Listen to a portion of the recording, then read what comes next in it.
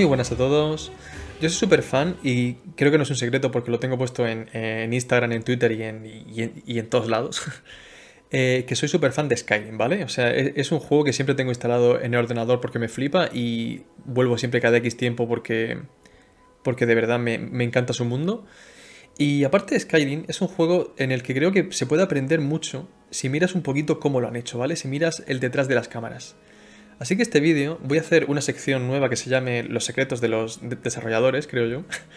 Y este vídeo va a ir justamente de eso, ¿vale? De los secretos de Skyrim, de cómo está diseñado Skyrim, cómo lo han hecho. No sé, cositas interesantes, detallitos interesantes. Así que nada, vamos a verlo y ya está. Vamos a empezar por el mapa. Si os fijáis, por defecto no podemos modificar la rotación de la cámara ni la altura, ¿vale? O sea, tiene un cierto límite. Pero con mods podemos hacerlo. Y mirad qué interesante. Cuando bajamos el mapa vemos que realmente está el mapa completo de Skyrim, o sea, está toda Skyrim, pero en una calidad bajísima.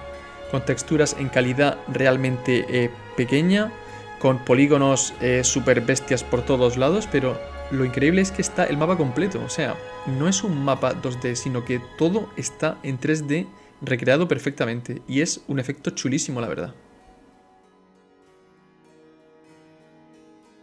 Esto me interesaba verlo un montón. ¿Cómo gestiona pasar de las ciudades al mundo exterior? La verdad que es muy interesante porque lo que hace es, una vez entras, te crea el pueblo en calidad súper alta, pero lo que es el exterior te lo pone en calidad bajísima. O sea, realmente el exterior ni siquiera es el interior completo, sino que te crea como una zona para que tengas ese fondo para engañarte, pero todo está en calidad súper baja. Y al revés igual, cuando estás en el mundo exterior, lo que estás viendo desde fuera no es el pueblo real, sino que estás viendo como una maqueta, o sea, estás viendo realmente una miniatura en calidad súper baja, pero como lo ves desde lejos o con los muros o lo que sea, realmente el efecto es súper bueno. Cuando salió el juego, en 2011, era una forma bastante correcta de gestionar la memoria. Pero ahora mismo, con los discos M2, la verdad es que esto ya no tiene ningún sentido, ya se ha quedado demasiado anticuado. Una cosa muy interesante es cómo el juego gestiona cuando estás lejos de los enemigos, en este caso de los dragones. Lo que estamos haciendo ahora es hacer pensar al juego que nosotros estamos muy lejos del dragón, ¿vale? O sea, como si no estuviéramos ahí. Y lo que ocurre es que parece que para ahorrar recursos, las animaciones se congelan, ¿vale? O sea, no hay animaciones. Vuela el dragón, parece que suelta partículas, ataques, etc., pero no hay animaciones de vuelo. Y si os fijáis, hace un efecto súper extraño. Bastante chulo, por cierto, pero rarito. Con esto podemos conseguir situaciones tan chulas como luchar contra un dragón completamente congelado en los aires. Mirad qué bonito es Skyrim, el césped, los árboles, mirad qué bonito se ve todo, ¿verdad? Con esa vegetación por el suelo tan chula, es que de verdad que el juego es precioso. Y la pregunta es, ¿qué pasaría si quitamos la vegetación? ¿En qué se convertiría Skyrim? Pues, ¿y si lo hacemos? Si os fijáis, cuando quitamos la vegetación, Skyrim se convierte en un landscape. Y esto es súper curioso, ¿verdad? Porque ¿cómo podemos ver un poco cómo se disimula realmente todo? Porque a lo mejor tenemos en nuestro juego un landscape bastante como esto, ¿vale? Bastante normalito, feucho, sin mucho tal. Pero es muy interesante ver cómo simplemente poniendo la vegetación podemos disimularlo para convertirlo realmente en un paraje muy realista. O sea, para que veáis un poco cómo los detallitos son lo que hacen realmente que el juego se vea bien, ¿vale? Porque a lo mejor estáis viendo vuestro juego así, tan plano, y decís, buf, es que esto se ve muy mal, se ve muy cutre. Pero realmente como añadiendo capas y capas y capas, que al final esto es como va esto, pones vegetación, pones rocas, pones árboles, pones tal, como poniendo capas consigues crear ese mundo tan bonito. Yo, aparte de Skyrim, juego a más cosas, ¿vale? Creo que es un poco obvio, porque si eres un game dev, tienes que jugar a más cosas para ver cómo se está moviendo la industria, mecánicas nuevas, arte nuevo, o sea, cómo se está moviendo todo un poco, ¿no? ¿Y esto qué significa? Significa que gasto mucho al mes en juegos, cosa que a mi chica le encanta, por cierto, y bueno, me odia por eso un poquito. Pero ya no gasto tanto. ¿Y por qué? Porque hoy os quiero hablar de una cosita que se llama NordVPN. ¿Y qué es NordVPN? Pues básicamente es una red privada en la que te puedes conectar a internet como si estuvieras en cualquier otro país. ¿Y esto para qué sirve?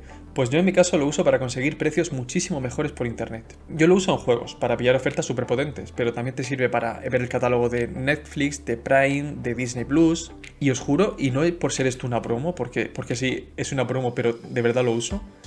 Os juro que es súper sencillo de usar, o sea, son 2 clics, lo instalas y ya lo tienes. Y ya eliges el país y se acabó. Es de verdad una pasada lo chulo y lo rápido que es. Y aparte también sirve para navegar por internet de forma mucho más segura, porque no almacenan tus datos, porque protegen tus cuentas, tus contraseñas. Podéis usar NordVPN en un montón de dispositivos diferentes. Y además, si usáis mi código, que os lo dejo aquí abajo en la descripción, por aquí está, por aquí abajo, al contratar 2 años os regalan un mes gratis, ¿vale? Y nada más, vamos a continuar con el vídeo. En Skyrim, mediante códigos, podemos acceder a una sala secreta. Una sala únicamente para desarrolladores. Y mirad qué interesante. Es como una mazmorra, ¿vale? Y aquí dentro está todo el contenido del juego. Todas las armas, todos los hechizos, toda la magia, o sea, está todo aquí dentro. Y además tiene una parte muy chula en la que podemos invocar a los enemigos. Y esto mola un montón porque además parece que hay enemigos descartados, o sea, enemigos que no usaron en el juego. ¿Y qué podemos hacer con esto? Pues podemos jugar, por supuesto. Y podemos crear combates muy épicos contra nosotros mismos o entre ellos. Viendo esta sala, viendo la cantidad de inventario, viendo la cantidad de cosas que hay, uno realmente entiende la magnitud de hacer un juego así. No sé si fueron 4 o 5 años de desarrollo, pero me parece una salvajada la cantidad de material que creas, de assets, de todo lo que creas para crear un juego así. No sé, me parece increíble. Vamos a hablar del mundo. ¿Cómo hace el juego para poder mostrarte todo ese mundo tan inmenso y que te corra bien en tu ordenador? Pues antes de Nanite y de todas estas cosas tan chulas que ha sacado Unreal Engine, había algo mucho más sencillo, que eran los LODs. Y no solamente los LODs, sino la carga por zonas. Así que lo que vamos a hacer es, vamos a alejar la cámara de nuestro personaje y vamos a ver qué está pasando realmente de fondo, ¿vale? O sea, qué está pasando en lo que el jugador no ve, en lo que la cámara no ve. Y si os fijáis, cuanto más lejos estamos, lo que está pasando es que cada vez el mundo se simplifica más y más.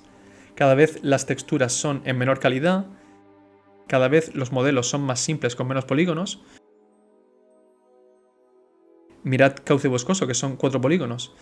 Pero esto realmente es lo chulo, ¿verdad? Porque de lejos no se nota, y es lo chulo del desarrollo de videojuegos. Cómo te inventas trucos, te inventas formas para engañar al jugador que realmente no vea el truco, pero vea esa calidad tan bestial del juego. Y luego también, una cosa muy interesante es el terreno. Si os fijáis, al llegar a cierto punto, el terreno simplemente desaparece. Porque lo que está cargando el juego, que esto ya lo hacía Unreal Engine 4, lo que está cargando el juego realmente es la parte que ves. Y esto es genial, porque el terreno se divide en porciones, así que solamente carga la porción que tú estás viendo con la cámara. En cuanto que te alejas de esa sección, esa porción de terreno desaparece. Y así podemos ver estas cosas tan curiosas, estos cortes tan brutales en el terreno, que quedan súper extraños, pero molan un montón. Por cierto, con el mar llega un punto en el que simplemente, cuanto más lejos te vas, el mar ya no se carga más y se queda ahí. Así que realmente el mar no es infinito como podría ser el caso de GTA, que lo hace infinito, sino que, o sea, el mar tiene un límite. También muy interesante el tema de los LODs, la cantidad de LODs que habrán tenido que crear para cada modelo del juego. Mirad por ejemplo este barco, de su LOD con máxima calidad a su LOD con mínima calidad. Interesante, ¿eh? Pues esto con Nanite desaparece para siempre. Genial. Este es uno de los clásicos de Skyrim, los cofres debajo de los vendedores con todo su inventario. Mi teoría para esto es que era más sencillo asociar directamente el personaje a ese inventario, a ese cofre, que asociar todo el inventario directamente a cada personaje. Me imagino que a nivel de programación eso sería mucho más sencillo. Por cierto, en este cofre ponía no borrar, pero yo creo que si lo borro no pasa nada, ¿verdad? Todo está a la venta, todo. Si tuviera una hermana, la vendería en el acto. Vale, a lo mejor sí que pasa. Y por supuesto, el clásico anillo debajo del pozo. Un misterio que nunca se va a resolver. ¿Nunca os habéis preguntado, y si no ya lo hago yo por vosotros, cómo hace Skyrim para que cuando tú coges uno de estos troncos sean infinitos y siempre sigas poniendo troncos y troncos y troncos? Pues mirad esto porque es bastante curioso cómo lo hacen. Simplemente hacen la animación y mirad. ¿Veis? El tronco sale de otro tronco y así podemos tener troncos infinitos para poder hacer la animación de cortar la madera 1000 veces. Casas, cofres, por supuesto, todo está hueco, no hay nada realmente dentro, pero me interesaba un montón saber qué pasa cuando los personajes abandonan una sala. ¿A dónde van realmente? ¿Está pasando algo con ellos? Y la verdad es que la respuesta fue un poco decepcionante.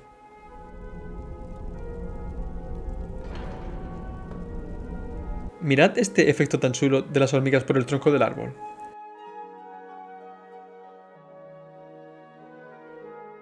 Además, si os fijáis, siguen avanzando por el tronco, incluso por la parte que no se ve bajo el suelo. La verdad que estos detallitos en un juego de 2011 me alucinan. Otro detallito muy interesante es como las partículas de luz de las palabras de poder no van directamente hacia el personaje, sino que van hacia la cámara. Con lo cual, da igual dónde esté puesta la cámara, que las partículas siempre te van a seguir. Vamos a bajar un poco a las mazmorras, porque aquí hay cositas interesantes para ver. Parece que en Skyrim, cuando entras en la mazmorra, todos los enemigos están cargados de golpe dentro de ella. O sea, tú puedes recorrer el nivel entero y los enemigos ya están cargados todos en su posición esperándote.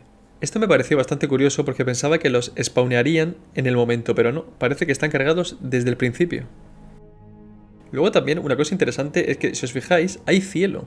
¿Y por qué hay cielo en las mazmorras si no vemos nada? Pues porque cuando pasas el tiempo dentro de ellas, realmente está cambiando el cielo de todo Skyrim. Así, cuando sales al exterior hay una coherencia visual. También me interesaba un montón cómo hace el juego las transformaciones en hombre lobo. Y la verdad, mirad el efecto, porque está bastante chulo. Básicamente, por lo que he visto, el truco es simplemente que el jugador iguala la escala del hombre lobo y la malla del jugador se queda dentro de la del hombre lobo, con lo cual siempre está ahí dentro de él. Y hasta aquí el vídeo. Si me queréis apoyar, os podéis hacer miembros del canal, que lo tenéis justo aquí abajo. Y nada, nos vemos en el siguiente. Adiós.